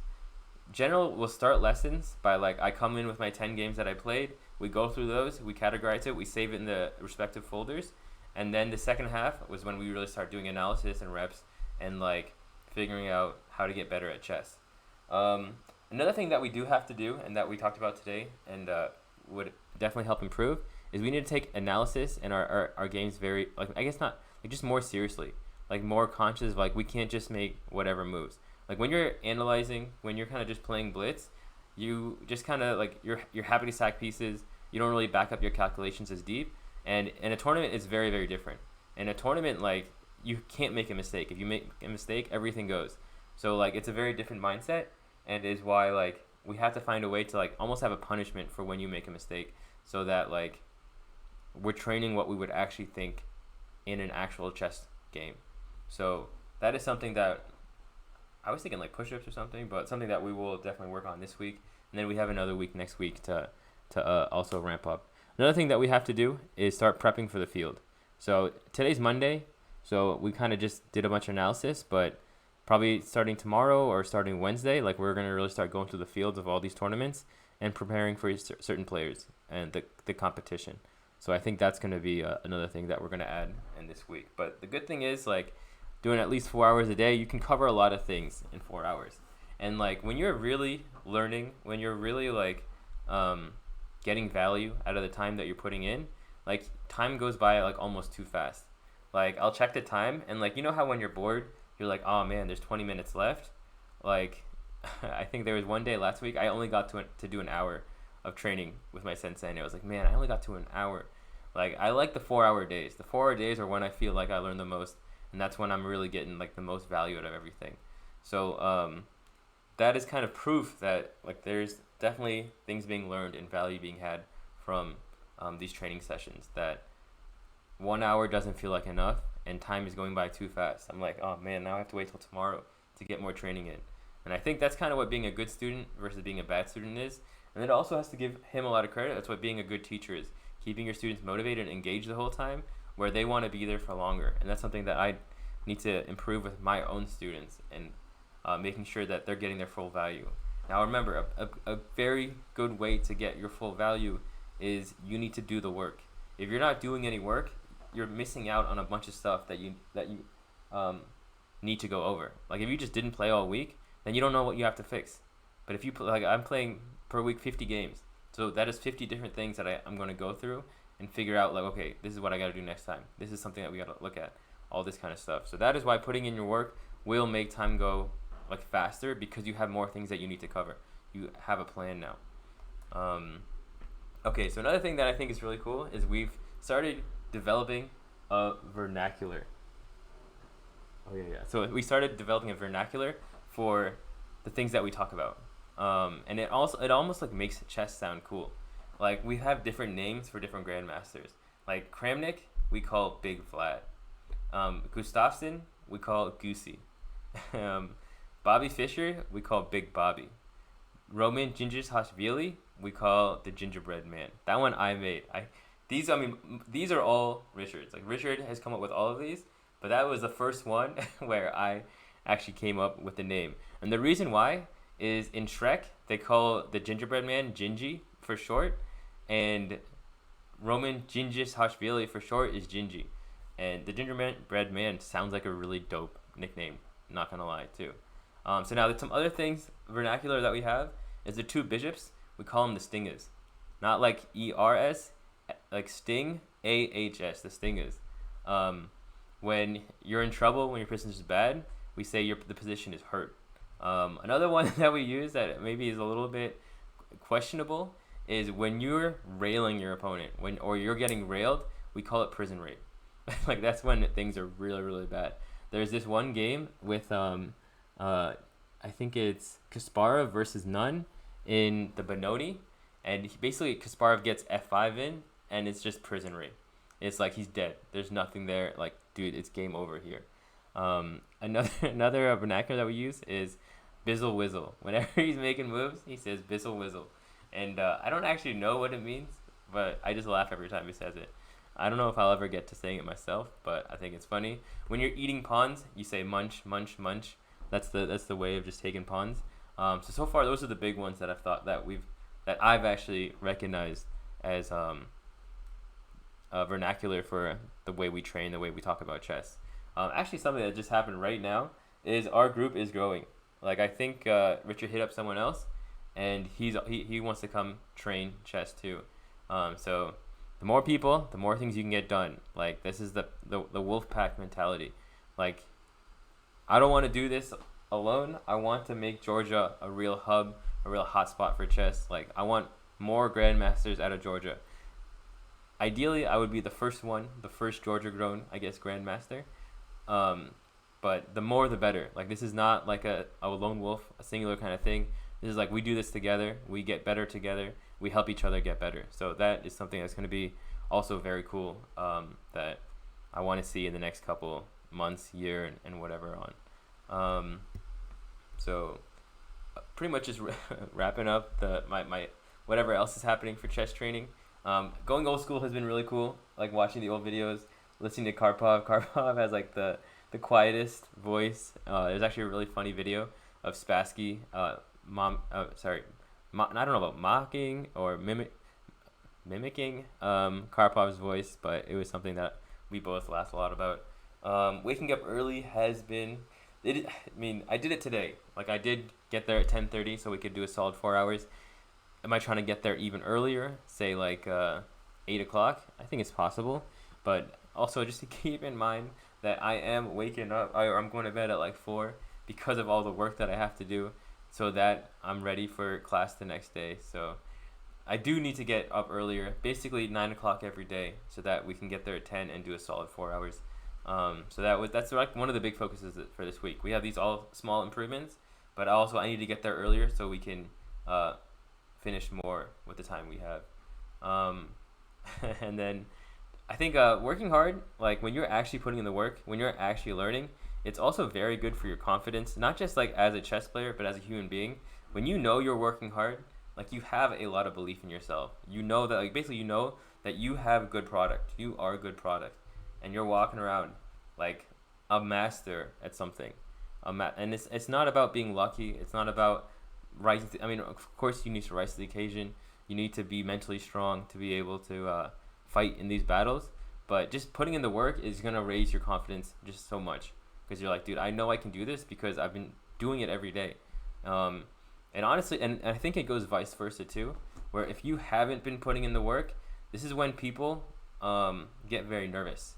I remember I had one student, and he was like, he hasn't been practicing pretty much. Basically, like, he has not been putting the amount of work that he needs to put. And like, basically the day before the week of the tournament, he was like, can you teach me a bunch of tricks and traps? Like, I need to learn some tricks and traps because that's the only way I can win. And when you don't practice, when you aren't doing what you're supposed to, when you're just goofing off, that's when you want tricks and traps. Because if you play someone who's actually practicing, you know they're going to be better than you.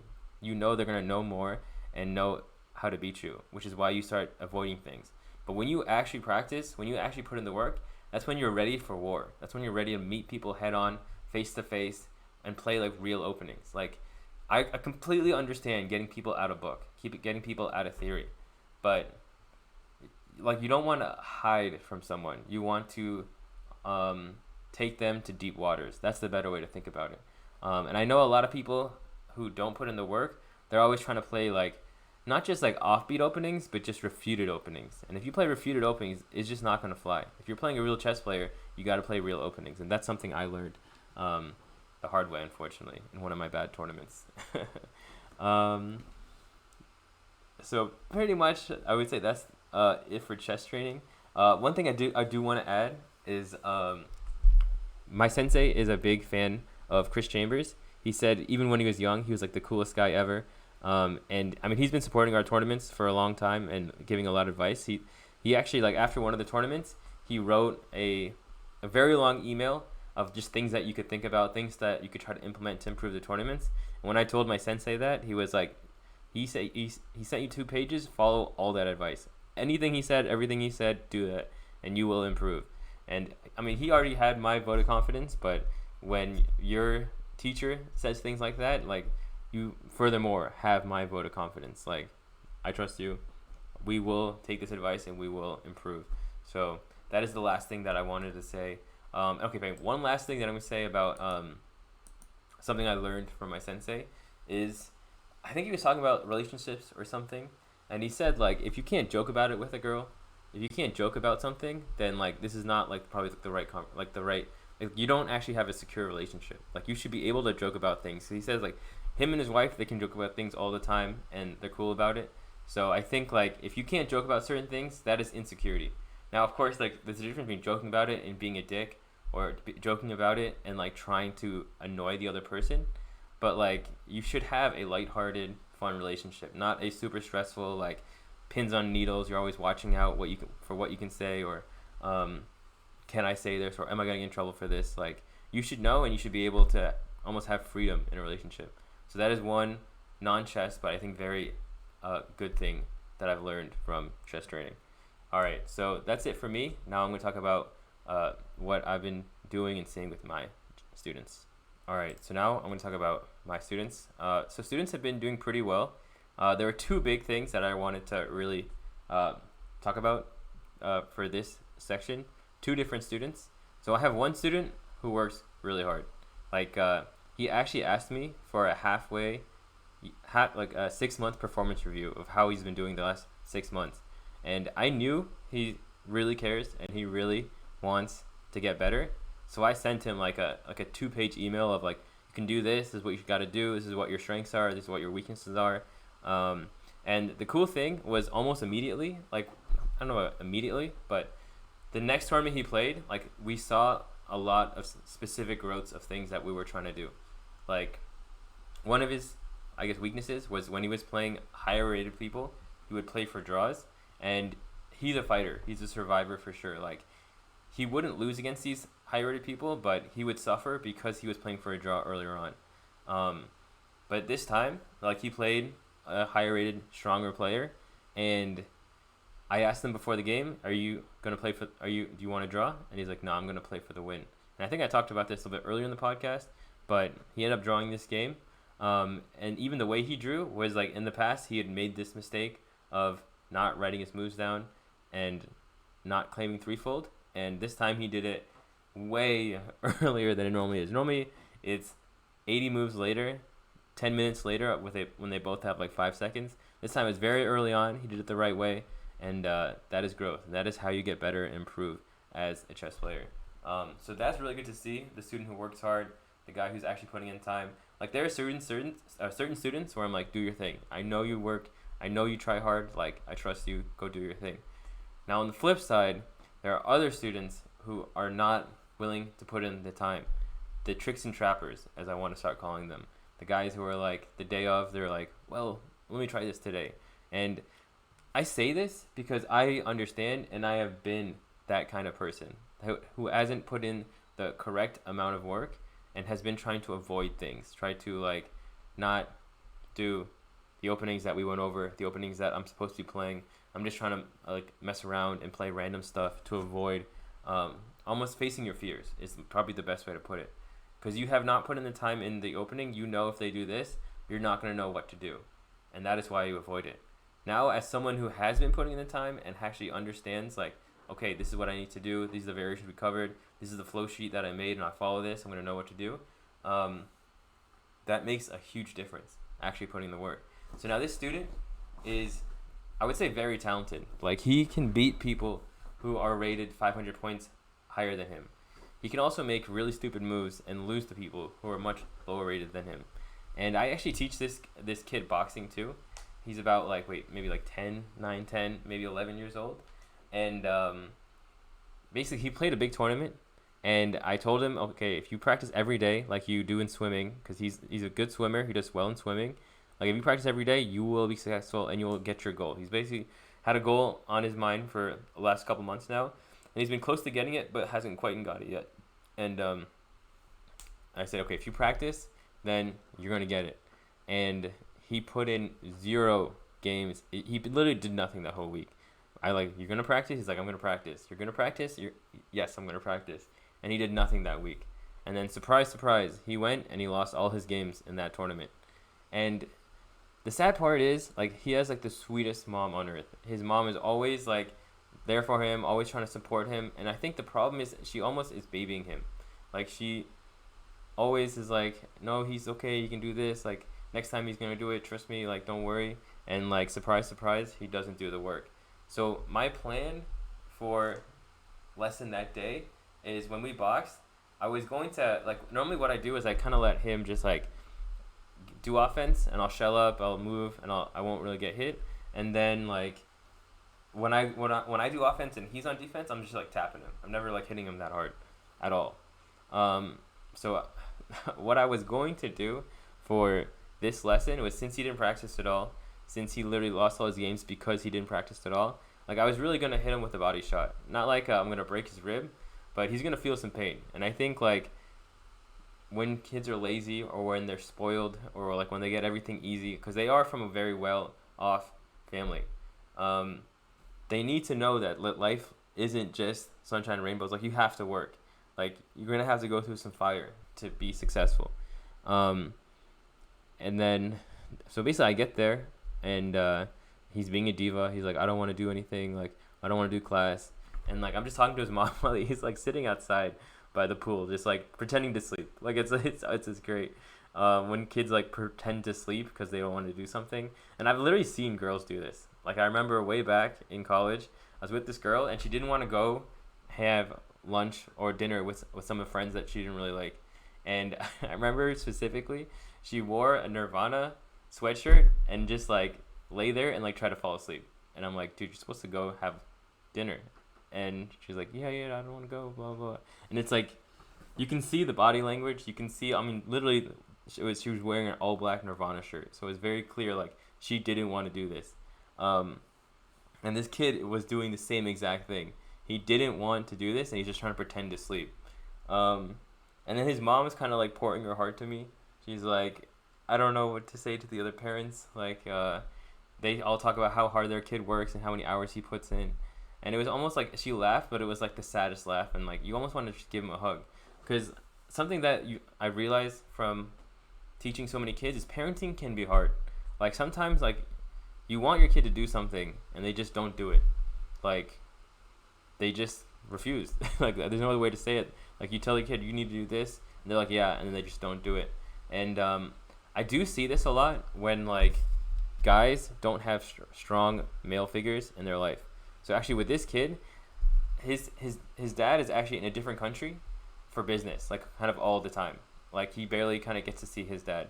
And he has the sweetest mom, but I don't know what it is about guys, but especially like talented guys, they need a strong male figure in their life. And if they don't, like, I guess they just don't listen. They're basically like, it's a cry for help from their dad to please, like, I don't know, like almost discipline me, like show me that you care, like even like be mad at me. Like guys do this.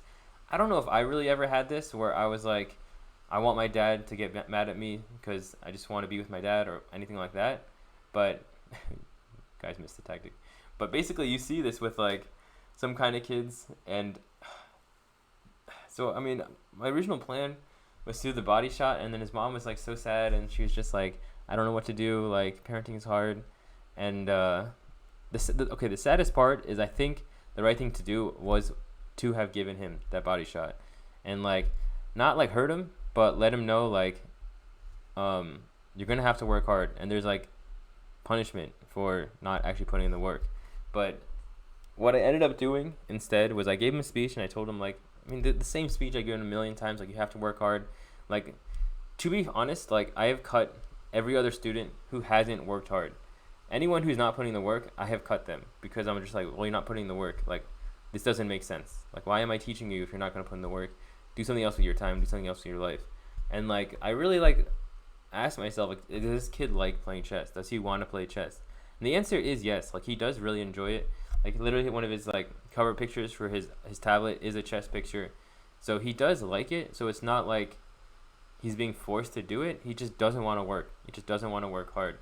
And, like, what I ended up doing was he had to put in these games from the tournament where he lost all his games. And he had, like, just refused to do it. So basically I walked him over to the TV. I said, all right, I'm going to help you get started. Like, I know putting the games kind of sucks. And my solution is put in the games right after, during the tournament. Because if you have to put in one game, it takes 5-10 minutes. If you have to put in 9 games, it takes like an hour, 2 hours. And then this is factoring how bad score sheets can be and how hard they can be to read. So do it right after. But the solution that I kind of gave him was, okay, here's what you're going to do. You're going to watch YouTube or you're going to watch TV, do something you like, and just put it in while you're doing that. That way, it's almost like a win-win. You get to have your fun, you get to do nothing, but you're also putting the games. It's like almost like how I bike and do puzzles. Like, I'm doing 2 things at the same time, and that way, like, you're double engaged almost. Like, you basically, like, you're not too bored. Because I think another thing that happens with talented or very smart people is they get bored because they're smart. They know, I don't know about we. I mean, I think I need to accept the fact that I am pretty smart. I know I'm smart, but some people get mad at you for saying, like, oh, yeah, I'm smart. Yeah, I am smart. Like, low-key, I am a genius. Like, okay, I do a lot of dumb stuff, too, but I would say I'm a very smart person. So, like, I have a problem of getting bored. Like if I get bored, I'm going to be like, well, why am I doing this? This is boring. I want to do something else. Like, I want to go have fun. So the solution is try to do 2 things so you're stimulated, but you're also putting in the work. It's almost like habit stacking is what I kind of taught him. And like he doesn't even play games. Like at this level, like at least like you can play games and watch TV at the same time. Because the first thing is you got to get in the games. And then at some point you're going to realize, well, I keep losing on time. So now I don't want to be focused. So like for him, like I don't mind telling him like you can watch YouTube and TV and play games while you're doing it. At some point, I would like you to only play games, be focused while you're playing it. But right now it's better that you get the games in. And then at least we have something to work on during class and look at. So his mom did text me today. She said that he put in all the games. Can you check? So I have to check that after this. But I haven't given up on this kid. And it's almost to the level where it's like, if I can get this kid to his goal, like I can make Grandmaster myself. So I'm like super invested in this. And I'm just rooting for it. It's hard. Like having kids is hard. Like I can't imagine. Having a girlfriend's hard. Like the older you get, the more you've done things, the more you've seen things, the more you realize like, man, like take it very seriously. Cause like you only get like, it's your kid. You only get so many chances. Like you have to sacrifice and do whatever. And okay, it's not my kid, but like I've been teaching this kid forever, and like I know the circumstance, so I'm willing to work hard and be patient and try to help him. But it's tough, is all I can say. It is tough, and hopefully like I get better too. It's like, it's why like, and even my sensei says this, like he only wants to teach good people or motivated people because it's just so much easier. Like we're gonna put in the work, we're willing to put in the work, we're happy about putting in the work, we don't mind it. But when you have to like be someone's psychologist or their motivational speaker, like it makes it a lot harder. Like now I have to really like I do things I've never done before. Like, do I hit this kid with a body shot? Like, what do I do? What is the solution here? And I spent a lot of time thinking about this stuff, and it's like instead of that, I could just be playing chess and training myself. But I mean, now I'm invested, and like now if I give up on this kid, like now he's like even worse. Like he doesn't get to see his dad, and like now his chess teacher gave up on him. So it's like, be careful the relationships you get into is what I would say. Like, and that goes with girls too. Like if you date the wrong girl and you've been with her for a year, now it's like it's almost like too late to do something else. Like you're trapped into this. Which is why now, like, if I don't think you're worth dating, like, if I think dating you is a headache and not actually a good thing, like, I'm good. Like, I'm good, love, enjoy. Like, you can do something, find someone else. It's okay. I'm willing to walk away at this point. Like, I don't have to be with you. Like, it is a choice that I make. I'm really going on a tangent here. But sometimes girls are like, you have to date me. And I'm like, why? Why do I have to date you? I can date whoever I want. Like, why am I dating you? Like, it is not worth it. Like, I am open to getting married. I want to get married, but getting married to you sounds like not fun. Like it sounds like stress. And like I only want to be in a relationship if it's something that's going to help both of us. We're going to become better people, and like I see upside here. But when it's like all stress, it's like why do people do this? I know a lot of people in relationships where it's like it's just too late. Like if you throw away all these years, like you got to go find someone else, and honestly maybe it's even worth it. Or it's like you need to have a conversation with the person and be like, look, you can't act like this. Like, girls love to tell you to fix yourself and to do certain things. And, like, you can't do this. You can't hang out with this guy. But then you try to tell them one thing, like, hey, can you do this? Like, I don't like it when you do this. And they're just like, how could you say that? Like, I don't understand. It's like, I don't even know what to say. Like, okay, well, then I'm just going to leave. That is the lesson that I've learned. Like, if you can't fix someone, like, don't try to fix someone. Like, if they're doing things you don't like, if they're being rude to you or they're not respecting you, like, you just leave. Like, that's the solution. That is the only solution that I've come up with in these circumstances. So, okay, so last thing I'm going to say about chess students after I went on this huge tangent is it is not a magic trick. It is a formula. Like I said earlier, if you want to guarantee results, if you want to guarantee improvement, you have to work hard. Working hard is how you guarantee you get better. And that is why, like, it really is a formula for success. It's not like sometimes it works, sometimes it doesn't work. Okay, sometimes you have to work harder in certain times. Sometimes you have to do this instead of this.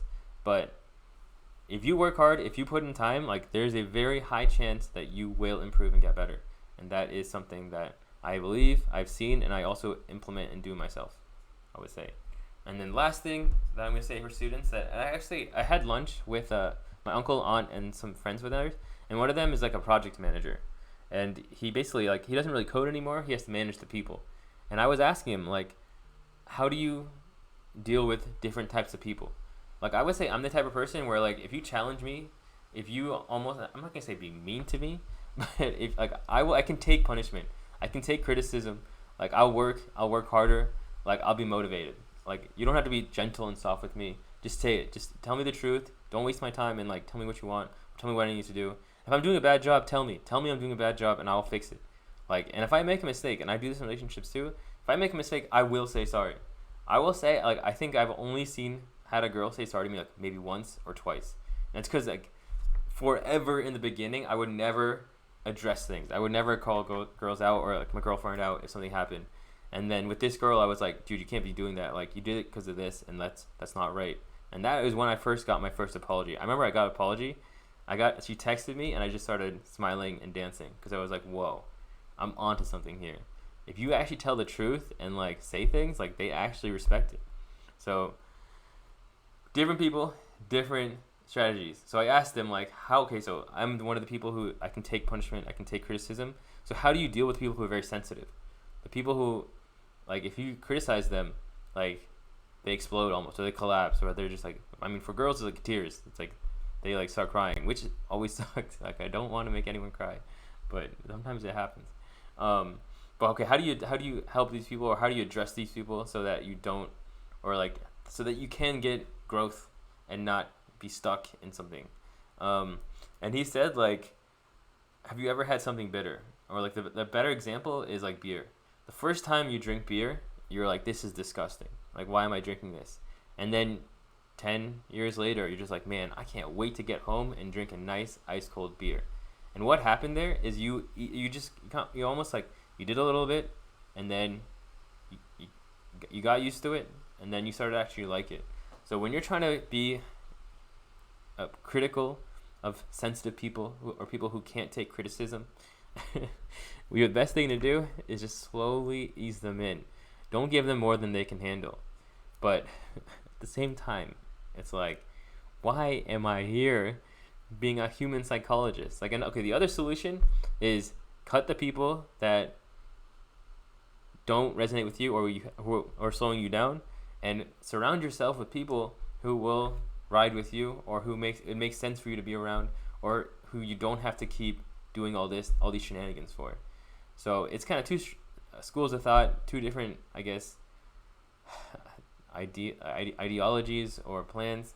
And like in life, like you can only curate so much. Like there's certain things like you're gonna have to deal with these type of people in these circumstances, and you're gonna have to deal with these type of people in these circumstances. For sure, surround yourself as much as you can with people who get it and who you don't have to explain everything for. But also, okay, if you have to deal with this, like, be gentle, start slow, ease people into it, and then as they get more and more on the same page with you, that's when you can ramp it up. So that is what I learned about students, and unfortunately there's just so much human psychology that I've had to do in this becoming a teacher and becoming a coach and all this kind of stuff. It's cool, and it's like that's why reading books I think is really great, because like you do like learn so much. Like you can't learn something that you don't know about. So when you read a book, you're learning from someone who knows about it, and that's how you improve. So anyway, that is the last for the student section, and now I'm going to get into just things in life, and we're going to wrap this baby up. Alright, so last section I'm going to talk about is life. So it was my birthday, I guess since the last podcast about 2 weeks ago. It's exactly 10 days since my birthday, June 9th. I remember I had a lot of plans that I was going to do, and then at some point I was like, why? So let me give you specifics. So I remember like originally I was like, all right, I'm turning 29, I'm going to throw a really big party, invite all these people, do all these things.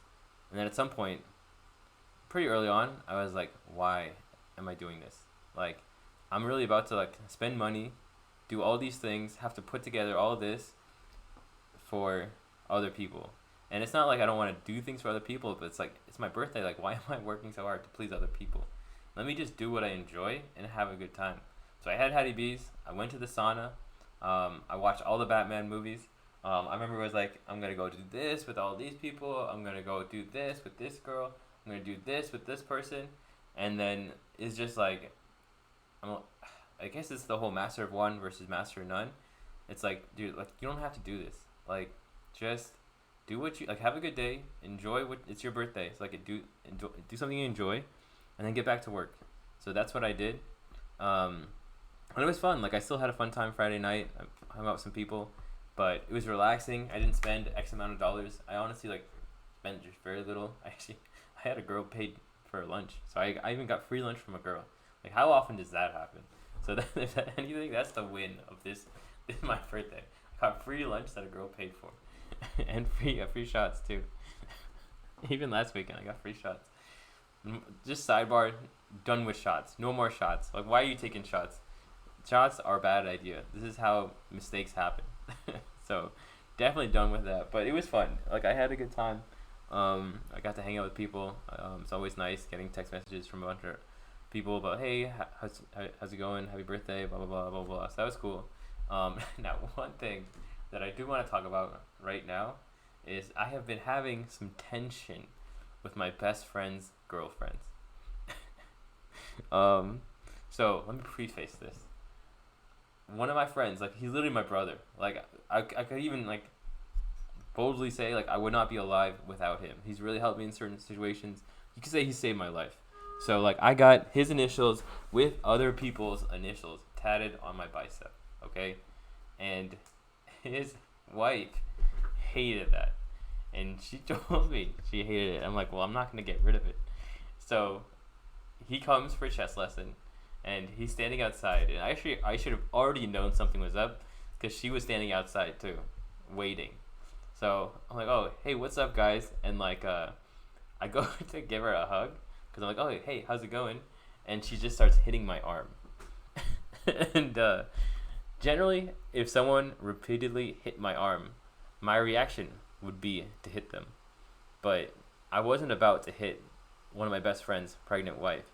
So as she's hitting my arm, I'm just watching. I'm literally just watching her hit my arm. And after a good solid 6 or 7 smacks, I'm like, hey, could you stop doing that? And okay, luckily, like, okay, I have been punched before. Like, I can take a couple punches from a 105-pound woman. But after about 6 or 7 smacks, my friend comes around and he puts his arms around her. He's like, hey, let's not do that anymore. And I asked him after, like, yo, do I have to be worried about her actually cutting off my arm? And he gives me an honest answer. He says, I don't know. And the funniest part is, like, she wouldn't kill me. She literally would just cut off my arm. And I would just be standing there watching her and be like, hey, can you cut off my arm faster? Because I don't really want to bleed out. So I don't know what to do. I don't know what to say. I just, please don't hit me is all I can say. And look, like, you have to understand, like, you get someone's dad, and then I got his initials tatted because he's my homie. Like, we literally call each other brothers. Like, we refer to each other as brothers. We always support each other. We're there for each other. And that is why his name, his initials are tatted on my bicep. And then she'll call during lessons, and she'll always be like, oh, you guys making out now? Like, I can't believe you guys hang out all the time like this. And of course, I love to mess with girls because messing with girls is a lot of fun. So when she's calling and, like, being like, oh, you guys making out, I'll be in the background like, harder, I'm coming, oh yeah, that's the spot. And is this a wise thing to do? Is this the right course of action? Probably not, but I have to admit it is kind of fun. Okay, so that's my homie's girlfriend number 1. Homie's girlfriend number 2. Okay, so to be fair, this is kind of my fault because I did call her lame. But to be fair, she also was being kind of lame. But basically, she just texts me. And basically what she says is, you're stupid. And, you know, someone calls you stupid. Generally, what you want to do is you want to get them back. You want to do the Dana White method. But instead, take a deep breath. It's a text message, so you have time to react. And basically, I text her back something along the lines of, yeah, I am stupid. And then she's like, no, I said you're stupid. And I was like, no, you're 100% right. Because something I've learned is don't beef with your homie's girlfriends. It's not worth it. if it has to come between, first of all, I don't want it to come down to like you gotta pick me or pick him. But if a guy has to pick between his homie and his girlfriend, generally the girlfriend is gonna win. It's just how it works. And, if it's this kind of girl, I kind of see where it's heading. So I really try to not engage or not do anything that will make their situation harder, because I understand how difficult it is having a girlfriend, and like the highs are high. Like there's obviously so many advantages and perks and great things about being in a nice relationship, but I don't want to put tension on that. So I really think, okay, if I do something stupid, like, man, you take your punches. You can throw whatever you want, do it. I'll just sit and take it. Now, is it annoying that I have to just sit and take it? Yeah, it's kind of annoying, but I guess it is what it is. Just, I don't know. I guess as you get older, you learn what battles are worth it and what battles are not worth it. And this is definitely the kind of battle that's not worth it. Now, this is something that I have learned recently. So, in my opinion, there are a lot of advantages to not having a girlfriend. So, when you have a girlfriend, girls love to do this. They always try to make you jealous. They be talking about this guy, they be talking about that guy. And when you're dating, it's like, oh, please don't do this. Like, please don't bring him up. Like, why you keep bringing this person up? But when you're not dating, it's like, dude, I do not care at all. You can bring up whoever you wanted. A specific story is this girl hooked up with one of my friends. She calls me late at night and she's like, yeah, so I hooked up with one of your friends. And I was like, nice. I was like, cool. She's like, no, I hooked up with one of your friends. I was like, yeah, I'm happy for you. I'm happy for him. That's great. But if it's your girlfriend who does that, it's like, no, how could you do this to me? Why are you doing this? Oh, no. So there are definitely advantages to not actually having a girlfriend that I would say right now. Now, at the same time, at some point, I need to get married. I want to get married. I want to date a girl who brings the best out of me, who we enjoy each other, we become better together. That is the goal. But right now, one, I don't have the time for it. And two, finding, I guess, like, okay, so this is something that I realized, like, if I want to date a girl, I want her to be smart and to be able to fight. I think if you do those two things, you can be whatever color you want, you can be whatever you want, like, that's probably going to be a good relationship. Like, you understand, like, what fighting is, and, like, that there's going to be pain and suffering and struggle, and that you got to work hard. And on the flip side, if you're smart, then we can always have a bunch of conversations. And, like, I really like having deep intellectual conversations, getting to know people, understanding the world, analyzing things. So if you can fight and you're smart, it's the two biggest things I would say if you want to date someone. And then I was like, where am I ever going to find a girl like this? And I realized, like, dude, you got to go back to the gym. You go back to the gym and training, that is where you're going to find girls like this.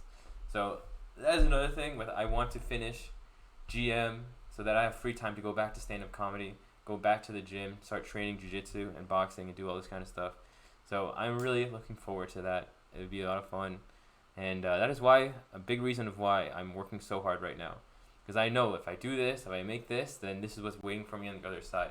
So we grinding, we struggling, we working hard to get there. So that was like my little spiel about perks of not having a girlfriend. And do not beef with your homies' girlfriends. It's not worth it. And you just stand down. Hand down, man down. Just gotta stand down. That's what I would say. Okay, so I want to recap or finish off the podcast with the biggest songs, I would say, from 28 to 29. Like my favorite songs that I listen to. So the first one that I think that was really impactful, I don't know impactful, but I really enjoyed is Space Song by Beach House. So this song was recommended to me by my friend Gunnar. And like the best way to describe this song is if you were on a plane and it was about to crash and you could listen to one more song, what would it be? And I think this song would be that song because it's just such a beautiful song. It's about peace. It's about like the melodies are just very like almost like bubbly and pretty, and like the lyrics are nice, and it's just like, well, you lived a good life. Like this is good. It's not like a suicidal song or anything. It's just a beautiful song, and that's why I would say like that is the first song. Another song that I'm just always like really big on is House of the Rising Sun. I think by the Doors. The Animals. House of the Rising Sun. This one is another one where it's just the instrumentals. I mean, I think the words are really cool too. It talks about like New Orleans and like your dad, and it's another just one of those beautiful poetic songs that I would say like it's just a very beautiful song. The next one, and I'm also gonna put these together as a package, is Dark Necessities by Red Hot Chili Peppers, and Someday by Someday by. Let me look this up. I can't. It's some old school like '90s rock and rap song. Flipside. So Someday by Flipside, and Dark Necessities by Red Hot Chili Peppers. Actually, let me throw in one more. Is Good News by Mac Miller. So these three songs were my Europe songs. These songs like I listened to all the time in Europe. I remember specifically Someday. Like I had a really bad day in Italy one of these days, and I remember just being really upset and waking up and just going on a run and running for a long time, and like maybe like an hour. I jogged for an hour, and I had this song on repeat, like Someday, and like the lyrics are beautiful, the guitar is beautiful, like there's so many beautiful aspects of this song, and this is like one of the big songs from Europe that I still listen to this day. I still like it a lot. It's a great song, and I think this is a very important song for 2022 to 2023. One of my favorite songs. Let me look real quick. Was there any other songs that really stuck out to me? Beautiful Day is good. I probably those are the big ones. Okay, I guess the last one that I've been listening to a lot, I would say, is High Hopes. High Hopes by Panic at the Disco. Once again, these lyrics are beautiful. Never had a dime, but I always had a vision. It's just a very hopeful, nice song. And I would say that's kind of how the year has rounded out for me. Like, it started out kind of like, I don't know, tough. And things got ramping up. Europe was great. Then tournaments been great. State championship was great. Running East Atlanta tournaments have been really great. Like, having a community, having a sensei, that has been just phenomenal, just amazing. Like, that's definitely improved my quality of life and my chess, my confidence just astronomically.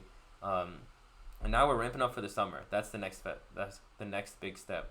Making GM, at least making IM, training every day, putting in more work now than I've ever put in my life. I would say those are the big songs of 2023, of being 28. 27 was a tough year. I would say 28 has been the best year of my life, and 29 has already started off just with so much potential. I'm not going to say, like, I'm guaranteeing that I make GM this year. I'm guaranteeing this, I'm guaranteeing that. But I would say, like, I put in more work than I ever put. If I lose, I lose. Like, I'm okay with it. I know I put in the work, so if I lose, it's no problem. It's just life. Now, do I think I'm going to lose? No. I have supreme confidence in myself and my ability, and I think that there's a very, very good and high chance that I can make GM. I really believe in it. I think self-confidence goes a really long way for, like, how successful you will be, how good you will be. So that's pretty much how I'm going to wrap up this podcast. The last, I guess, two things I will say that are really quick is I do miss stand-up comedy. I miss doing stand-up. Like, I will say, like, okay, I still do a lot of shadow boxing. I still, like, hit the bag here and there. I miss jiu-jitsu, but stand-up comedy I miss almost the most. And then kind of an indication of that is the two things I dream about the most are chess and stand-up comedy. Like, those two things, like, I dream about, maybe, I'm not going to say on the regular, but oftentimes. And it's never, like, nightmares. It's always, like, I'm doing well in a tournament. I'm going to an open mic. I remember I had a dream that I was hanging out with Bill Burr. And, like, another cool thing about my dreams is, like, I'm actually pretty present in my dreams. Like, I remember, like, I was actually calculating variations in one of my dreams, and I woke up, like, can I do this and this and this? And, like, stand up, I'm actually, like, saying jokes and, like, thinking about them. It's, like, a lot of people dream and they're just watching themselves. I dream and I'm, like, I'm there. I'm, like, actually, like, making decisions and thinking. Fortunately, it's never been something scary. I mean, there's been some, I guess, like I say nightmares, but, like, sketchy dreams. But for the most part, it's been, like, very, very nice, peaceful, and, like, fun dreams. Like, it's basically, like, I'm watching movies when I go to sleep. And that's part of the reason why getting out of bed can be very difficult, because I have a good time when I'm dreaming. So that is episode 39. A lot of stuff, a lot of dangerous stuff that I said. If you made it this far, I hope you guys enjoyed it. congratulations to all the winners from East Atlanta Chess Championship 4. We'll be back bigger and stronger. A weekend tournament, better things, bigger things, and first and foremost, I want to thank. I'm just rambling, but I gotta thank my sensei. I want to thank God, and I'm ready for the summer. I'm very, very excited. So that is it. Hope you guys were entertained, and I will talk to you guys later.